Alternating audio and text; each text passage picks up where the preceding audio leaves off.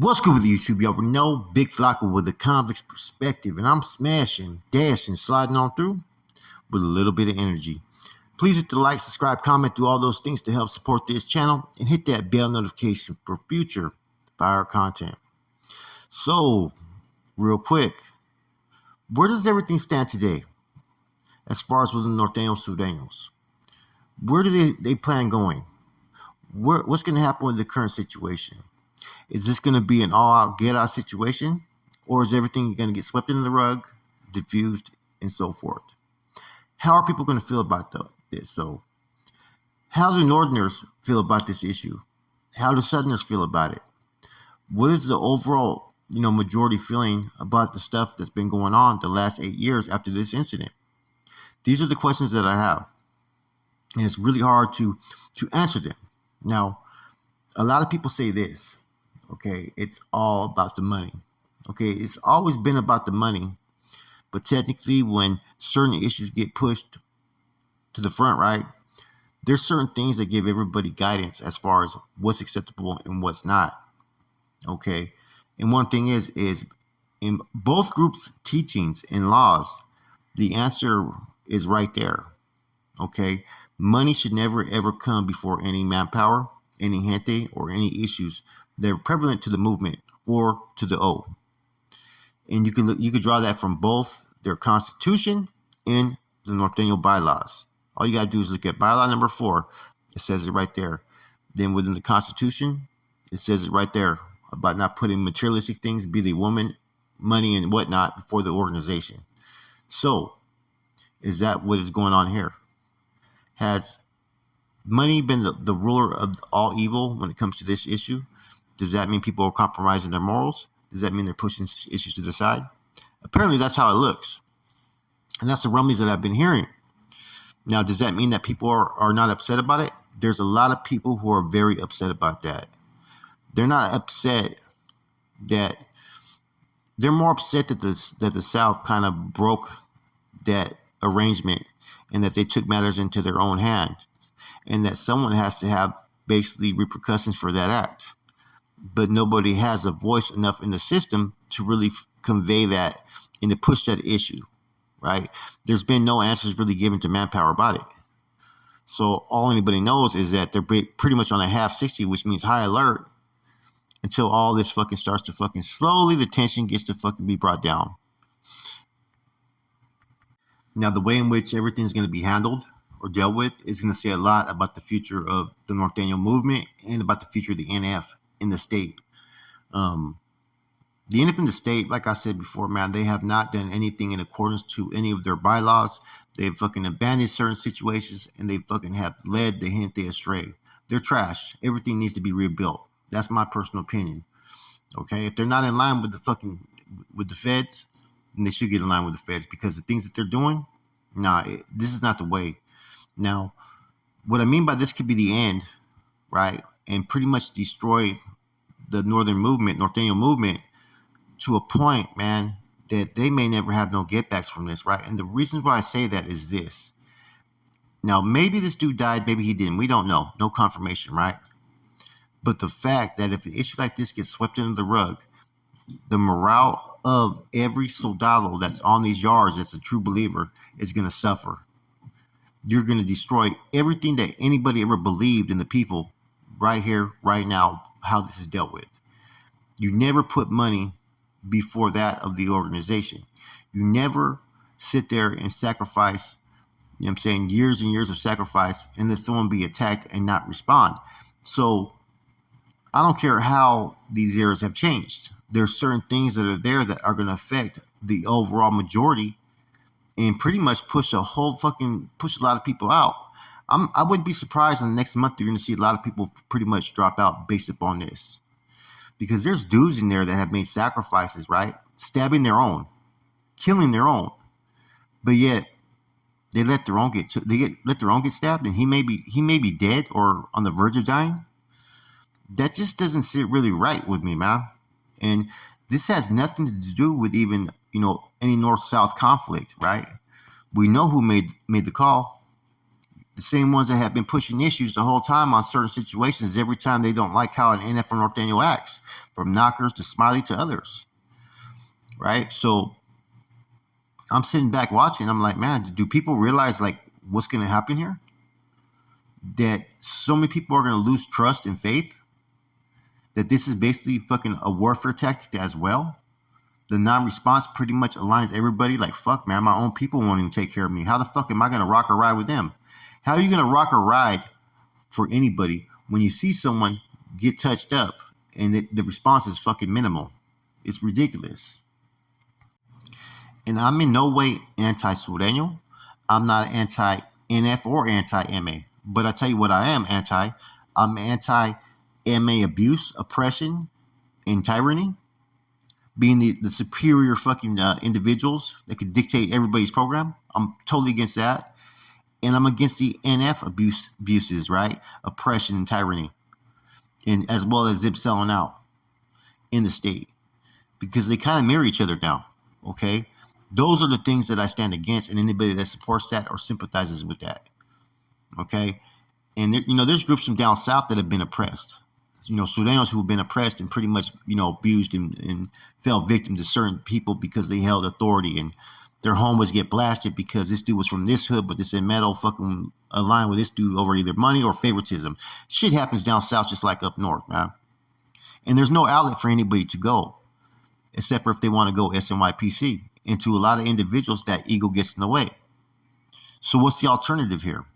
You can sit there and drop anything that could possibly happen or possibly do, but it's meaningless unless someone takes any action in what the future they want.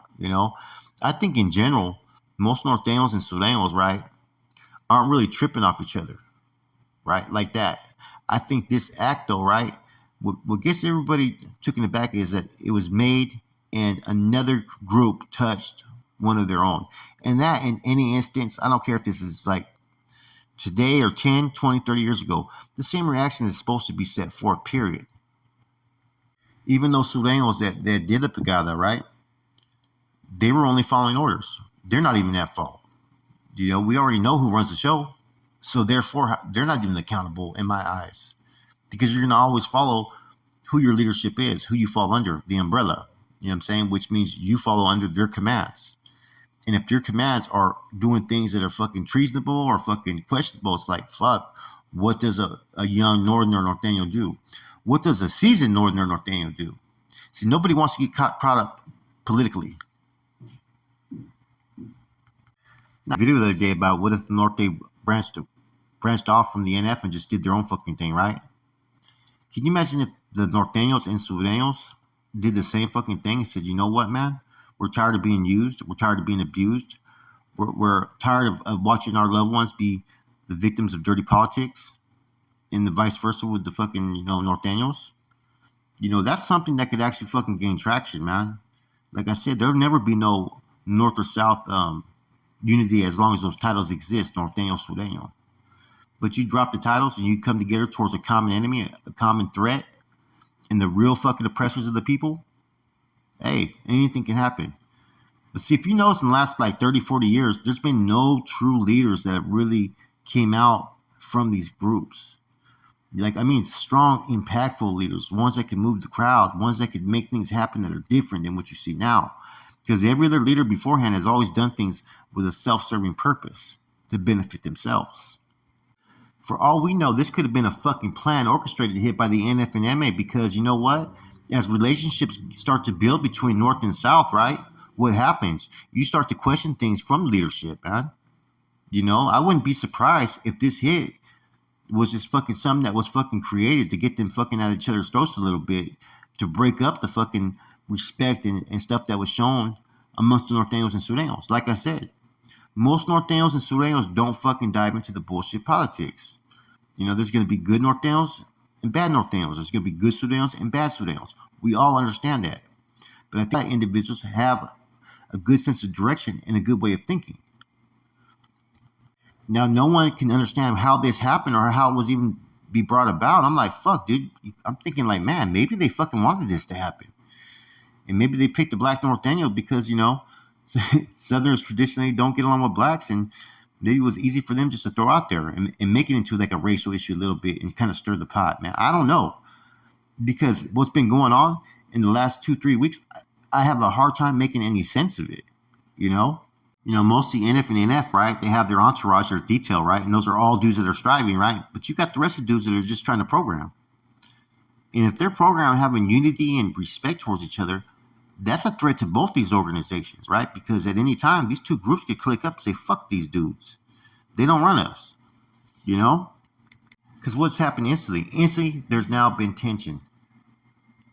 And maybe they were looking at the North-South, right, relationship as a threat to their organizations. See, crazy shit happens like that, man. There's stuff that goes on at the top that nobody knows, right? And everybody's expendable. And so what's going on now since this incident? You have North and South that are very tensed up at every institution. Now, that pretty much breaks any potential nucleus to go against these organizations, because there's a lot of dudes on these yards that are tired of what's going on, that are active. They're tired of their homeboys getting hit fucking for selling dope or for owning a little bit of money or a personal issue, but because this one has status or this one's this, right? You know who's always going to fucking have the favorable hand. So right now you have the people back in check. They're back under these organizations, right, to follow whatever's being said because of this incident. So if they're told to do this, do that, the control mechanism is right there where everybody wants it. Now, I'm not saying that they were in cahoots or anything, right? But this whole situation, I can't make sense of it, right? I really can't. How do two seasoned, there's a couple of seasoned medals up there, how would they think that this would be okay to do, right? And there not be consequences? Same thing with a lot of individuals. I just don't get it. In the money aspect of it, if that's the case, that everything's being brushed to the side over money, then the whole state of NF has committed fucking treason. Straight up. You know what I mean? It says it in the Constitution. You know what I'm saying? Therefore, every manpower should be protected. So, like I said, this whole incident, man, I don't know. It's not making sense. And I don't see them just retaliating. I see like maybe that hands-on thing happen, right? Was to save faith, maybe. You know, doors popped open. Lords didn't know what to do. They did what they did. But this may be on a whole fucking higher level of thinking and basically like warfare tactics upon their own people. You keep your people in check by incidents like this.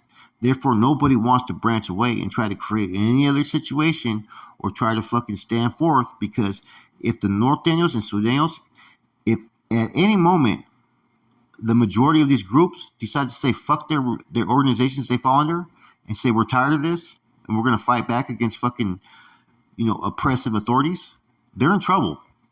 And MA and NF would be in trouble. So what do?